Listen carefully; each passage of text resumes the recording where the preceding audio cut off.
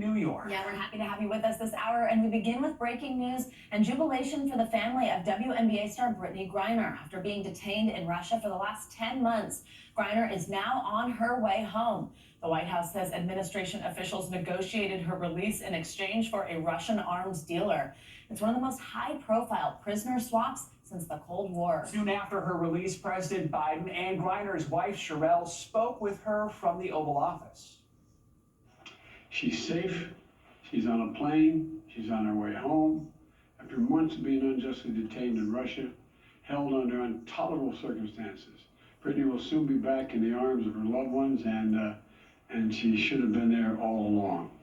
Joining us now, NBC News reporter Matt Bodner in London and White House correspondent Carol Lee. Matt, we're going to start with you. What are we learning about the negotiations between U.S. and Russian officials that led to this big moment?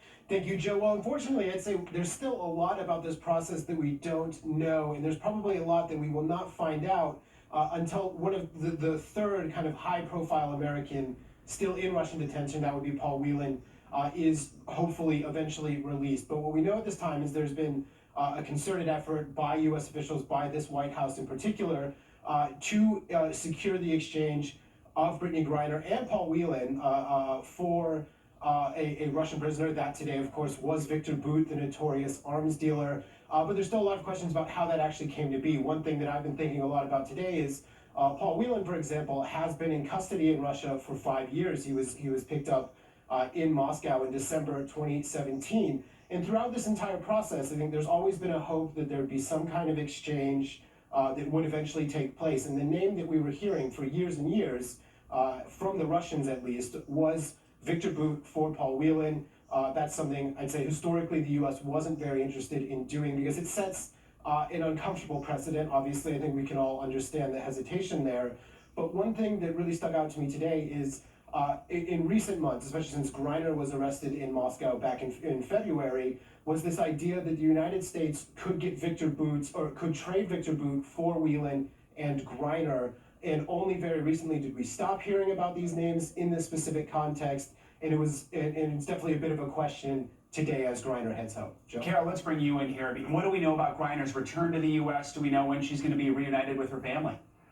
Yeah, Joe, we know that in recent days, Brittney Griner was moved from that penal colony to Moscow in preparation for her to be flown to the United Arab Emirates, which she was flown there this morning, where she was greeted by U.S. officials on the ground who described her as very happy and in good spirits, and who said that she had also at that time had a phone call with President Biden and her wife, Sherelle. They were in the Oval Office along with the Vice President and the Secretary of State. And after that, Sherelle Griner addressed the public standing by side President Biden. Take a listen. Today my family is whole, but as you all are aware, there's so many other families who are not whole. And so BG's not here to say this, but I will gladly speak on her behalf and say that BG and I will remain committed to the work of getting every American home. Now, we're told that when President Biden spoke with Brittney Griner, that his words to her were welcome, welcome home, and that officials say that she is flying to San Antonio, where she will be reunited with her family, including her wife, Sherelle, and receive medical treatment and other things that she might need. All right, Carol Lee and Matt Bodner, thank you both for leading us off this hour. Now, an urgent warning this hour about the flu.